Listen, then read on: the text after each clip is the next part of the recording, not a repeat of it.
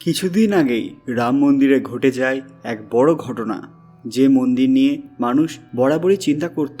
দিনের পর দিন চলেছে নানান সংঘর্ষ। সেই মন্দির প্রতিষ্ঠার পর থেকেই ঘটছে একের পর এক অস্বাভাবিক ঘটনা। তবে এবার যা ঘটল তা অনেকেরই বিশ্বাস হবে না। এবার কি স্বয়ং হনুমানজি এসেছিলেন রাম মন্দিরে? কি ঘটেছিল সেদিন সবটাই জানাবো আজকের ভিডিওতে। কমেন্টে জয় শ্রীরাম অবশ্যই লিখবেন বন্ধুরা।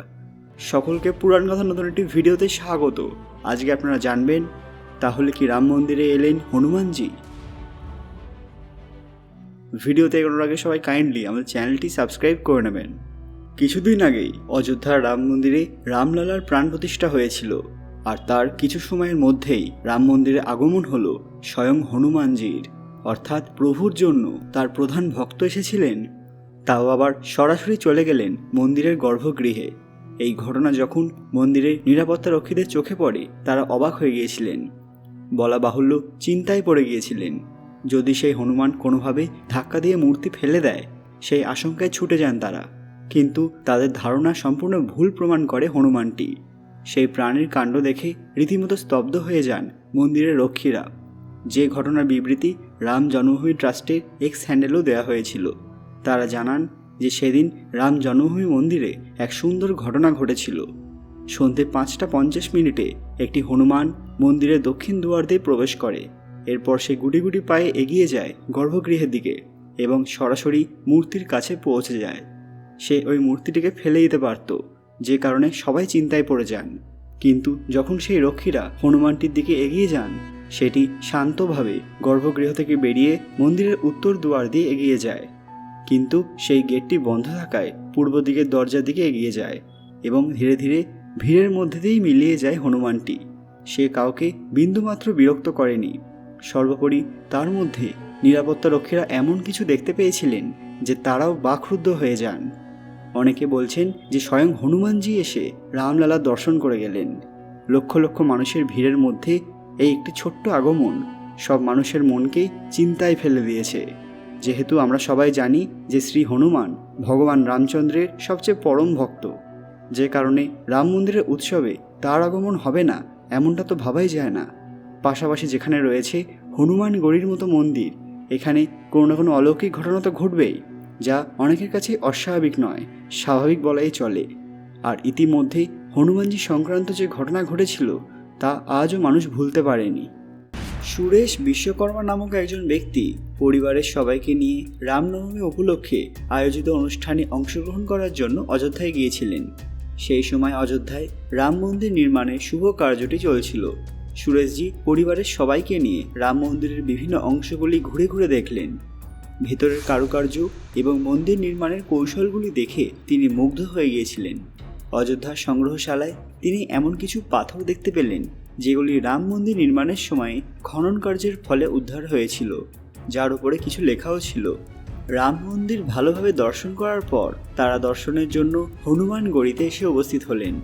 হনুমানগড়ি মূলত একটি গুহা মন্দির ছিল। লঙ্কা বিজয়ের পর হনুমানজি এই গুহাতেই বসবাস করতেন। এই স্থানে যে মন্দিরটি আছে সেখানে পৌঁছানোর জন্য 76টি সিঁড়ি অতিক্রম করতে হয়। এখানে হনুমানজির মূর্তি স্থাপিত আছে। এই মূর্তিটি 6 ইঞ্চি লম্বা এবং সকল সময় এটি ফুলমালা দ্বারা সজ্জিত থাকে। সেই সময় সুরেশজি কিন্তু জানতেন না যে হনুমানজি তার সাথে আজ কোনো লীলা করবেন। সেদিন মঙ্গলবার ছিল, এই কারণে হনুমানগড়িতে সেদিন প্রচুর ভক্তের সমাগম হয়েছিল। প্রায় 4 ঘন্টা পর অবশেষে সুরেশজি ভগবান হনুমানের দর্শনে সমর্থ হলেন। কিন্তু প্রচণ্ড ভিড়ে তার পরিবারের লোকজন সবাই এদিক ওদিক চলে গিয়েছিলেন, একে অপরকে খুঁজে পাচ্ছিলেন না। সুরেশজি সবাইকে খুঁজতে খুঁজতে মন্দিরের পেছনের অংশে এসে উপস্থিত হলেন। সেখানে 370 বছর পুরনো একটি গুপ্ত কক্ষ ছিল। হঠাৎ সেই ঘরটির সম্মুখীন হলে সুরেশজির মনে সেই ঘরের ভেতর কি আছে একবার সেটা দেখার জন্য প্রবল ইচ্ছে জাগলো। সেই ঘরের ভেতর প্রবেশ করে তিনি পুনরায় আরেকটি গুহার মধ্যে পৌঁছে গেলেন, যেখানে খুবই শান্তি বিরাজ করছিল। সেখানে তিনি এমন কিছু পাথর দেখতে পেলেন যা তিনি অযোধ্যার সংগ্রহশালায় দেখেছিলেন, যে পাথরগুলি রাম মন্দির খনন কার্যের ফলে পাওয়া গেছিল। সেই গুহায় কিছুটা অগ্রসর হয়ে তিনি একটি অদ্ভুত বাদর দেখতে পেলেন। যে কিছু পড়ছিল। এই ঘটনা দেখে তিনি খুবই আশ্চর্য হয়ে গেলেন। তিনি আরও ভালো করে দেখার জন্য আস্তে আস্তে এগিয়ে গেলেন, কিন্তু হঠাৎ করেই তিনি সামনে আর কিছু দেখতে পেলেন না।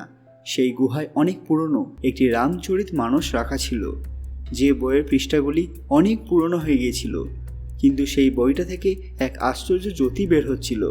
সুরেশজি বুঝতে পারলেন যে এটা সেই গুহা যেখানে লঙ্কা বিজয়ের পর হনুমানজি থাকতেন। এই পবিত্র জায়গা দর্শন করে সুরেশজি নিজেকে ধন্য মনে করলেন। তিনি হনুমানজির উদ্দেশ্যে প্রণাম করলেন। এরপর তিনি সেই ঘরের দরজা বন্ধ করে পুনরায় মন্দিরে এসে প্রবেশ করলেন। হনুমান গড়ির বাইরে তার পুরো পরিবার তার জন্য অপেক্ষা করছিল। এই পুরো ঘটনা সম্পর্কে তিনি যখন তার পরিবারের লোকজনদের বললেন, তখন তার কথা শুনে তার পরিবারের লোকেরা খুবই আশ্চর্য হয়ে গিয়েছিলেন।